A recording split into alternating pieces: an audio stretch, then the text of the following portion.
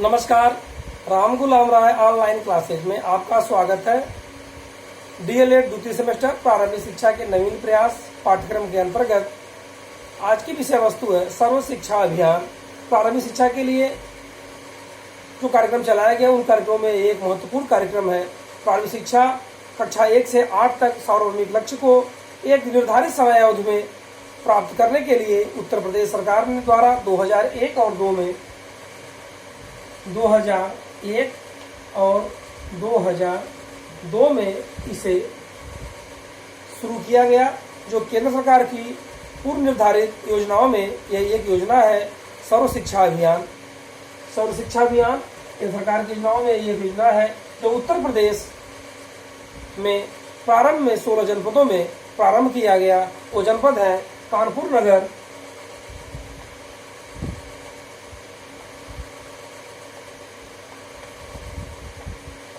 लखनऊ,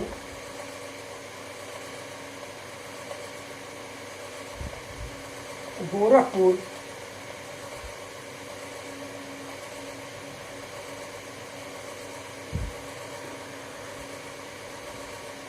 सहारनपुर, वाराणसी,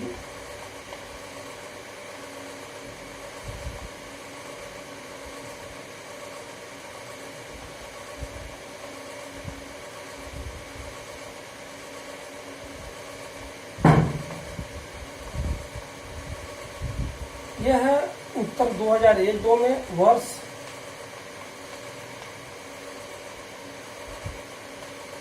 उत्तर प्रदेश।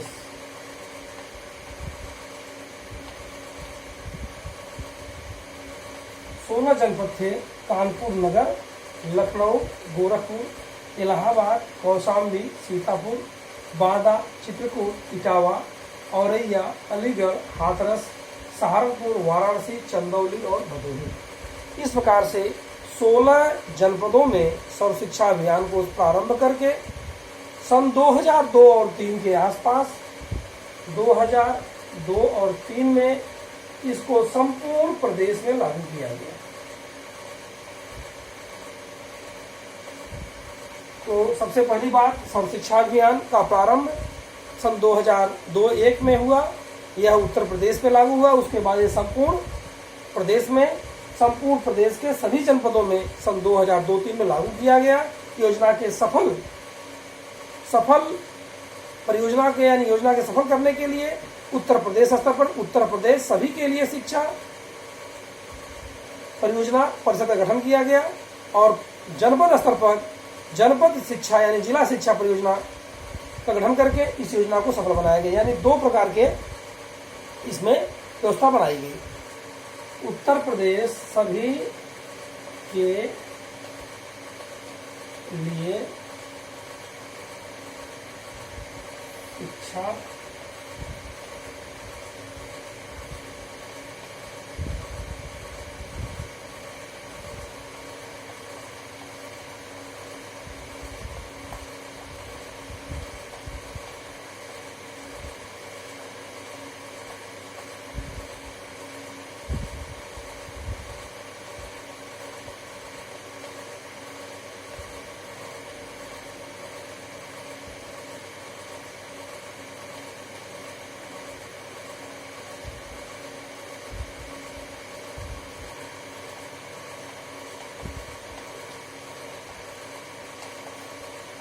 प्रदेश स्तर पर उत्तर प्रदेश सभी के लिए शिक्षा परियोजना परिषद एवं जनपद स्तर पर जिला शिक्षा परियोजना समिति का गठन कर यह योजना लागू किया गया।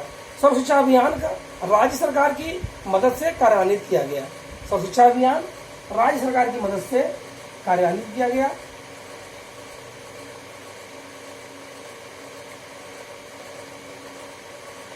यह योजना 11 लाख बस्तियां थी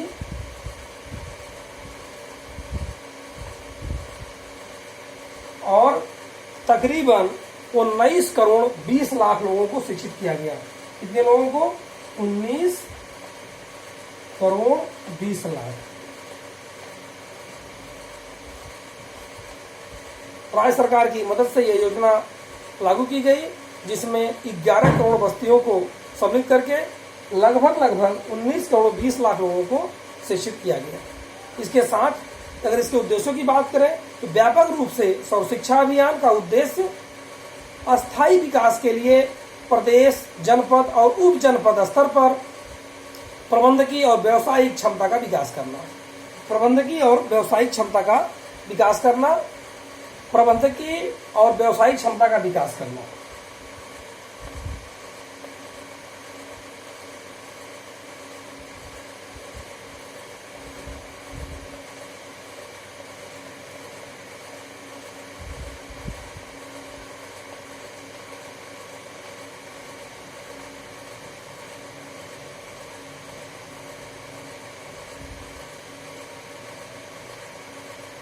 इसके लिए 2010 तक 6 से 14 आयु वर्ग 6 से 14 आयु वर्ग के सभी बच्चों के लिए उपयोगी और प्रासंगिक शिक्षा उपलब्ध कराना, ड्रॉप आउट कर रहे बच्चों को संख्या को कम करना तथा विद्यालय छोड़कर जा चुकी बालिकाओं को पुनः विद्यालय में लाने के लिए अभियान चलाना, विद्यालय के प्रबंधन समाज की प्रक्रिया को सहभागिता को सुनिश्चित करना जिससे सामाजिक और क्षेत्रीय लिंग भेद के अंतर को कम किया जा सके, लड़कियों का नामांकन बढ़ाने के लिए उन्हें प्रोत्साहित करना और अध्यापक को प्रशिक्षण के लिए प्रोत्साहित करना। इन उद्देश्यों के साथ सर्व शिक्षा अभियान लागू किया गया, जिसमें शिक्षा का विस्तार हो, शिक्षा सबके लिए सुलभ हो और तथा क्षेत्रीय और लैंगिक भेद को कम किया जा सके तथा बालिकाओं की शिक्षा को प्रोत्साहित किया सके, अध्यापक के प्रशिक्षण को भी बढ़ावा दिया सके। इन सभी चीज़ों को लेकर के सर्व शिक्षा अभियान अपने उद्देश्यों को पाने के लिए अनेक योजनाएं चलाया, जिसमें वित्तीय व्यवस्था, प्रबंधकीय व्यवस्था, ढांचागत व्यवस्था आदि सभी को एक क्रमवार ला करके अपने उद्देश्य को पाने का प्रयास किया गया। इसके साथ साथ संस्थागत सुधार में सर्व शिक्षा अभियान के अंतर्गत जनपद, केंद्र, राज्य सरकार के व्यवस्था को कुशलता को हेतु प्रयास किया गया।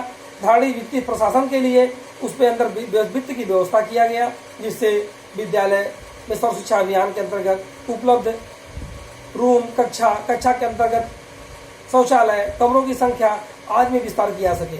इसके साथ साथ पूर्ण पारदर्शिता के साथ मूल्यांकन और सामुदायिक सहभागिता को भी सुनिश्चित किया गया।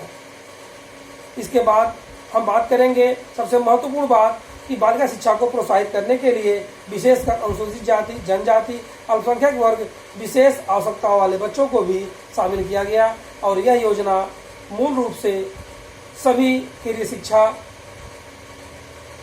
पाने के उद्देश्य से लागू किया गया, जिसके अंतर्गत नवीन हस्तक्षेपों, वित्तीय प्रावधान, केंद्र और राज्य के दीर्घकालीन वित्तीय भागीदारी, साथ साथ विद्यालय के अंतर्गत उपलब्ध सुख सुविधाओं से संबंधित उनके बालिका शिक्षा की स्थिति, वित्तीय मुद्दे, शैक्षिक प्रशासन, विद्यालय की संप्राप्ति स्तर, अधिगम स्तर, इन सबको एक साथ समाहित करके सर्व शिक्षा अभियान को चालू किया गया और बालिकाओं की शिक्षा को विशेष प्रोत्साहन दिया गया।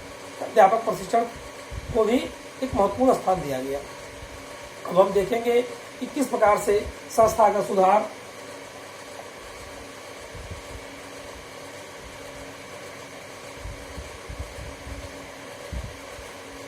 वित्तीय व्यवस्था,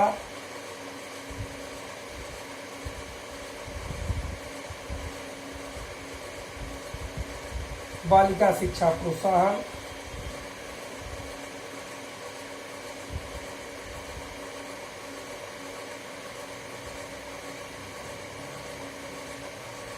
ये सब उस उद्देश्य के अंतर्गत था जहाँ पे 6 से 14 वर्ष के बच्चों की शिक्षा पूर्ण कर ली जाए, ड्रॉप आउट बच्चों को रोका जाए, बालिकाएं जो विद्यालय छोड़ के जा चुकी हैं उन्हें पुनः विद्यालय से जोड़ने का अभियान चलाया जाए। इन सबको उद्देश्यों को पाने के लिए इन तमाम कार्यक्रमों को रखा गया। इन कार्यक्रमों के साथ बालिका शिक्षा का जो ये थी, ये प्रोत्साहन, ये सबसे बड़ी प्राथमिकता थी। इसमें अनुसूचित जाति, जनजाति, क्षेत्रीय जाति, लिंग भेद आदि को भी कम करने का प्रावधान रखा गया। साथ ही साथ संस्थागत क्षमता का जो विकास था, ये इसमें संस्था क्षमता का भी विकास किया जाए, नहीं उसके धारण क्षमता का भी विकास हो, विद्यालय की कैपेसिटी पहले से बेहतर है। इस प्रकार से सर्व शिक्षा अभियान को हम लोगों ने जाना। सबसे पहली बात, प्रारंभ का वर्ष 2001-2, उद्देश्य 6 से 14 वर्ष के बच्चों को संपूर्ण शिक्षा के अंतर्गत जोड़ा जाए। दूसरा उद्देश्य ड्रॉप आउट बच्चों को संख्या को कम किया जाए। तीसरा, जो बालिकाएं छोड़ के जा चुकी हैं उन्हें विद्यालय जोड़ने का प्रयास किया जाए। यह 2002-03 में जो यह हुआ, यह सभी जनपदों में लागू किया गया। प्रारंभ में कितने जनपदों में लागू हुआ? 16 जनपदों में। 16 जनपद कौन कौन से थे उसको भी आपने देखा। धन्यवाद।